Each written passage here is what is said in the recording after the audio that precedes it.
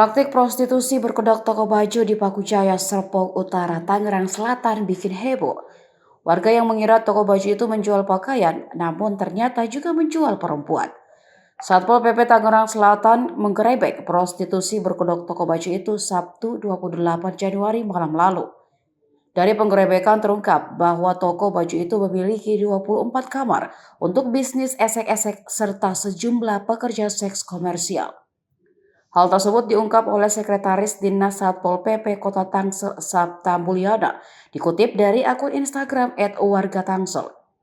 Di lantai bawah toko terdapat banyak penjualan pakaian, sementara di lantai 2 dan 3 ada sekitar 24 kamar dengan sekat-sekat.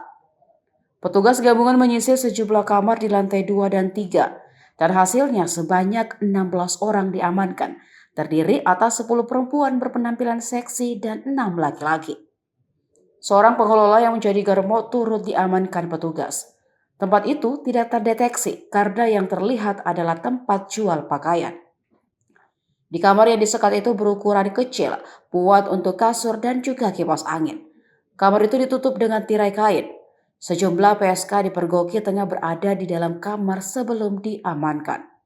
Petugas saat ini masih mendalami sudah berapa lama bisnis prostitusi berkedok toko baju itu beroperasi. Rian, salah seorang warga, mengaku tak menyangka toko baju itu menjalankan praktik prostitusi. Dia sempat curiga lantaran toko tersebut meski menjual pakaian wanita, tapi yang datang kebanyakan pria.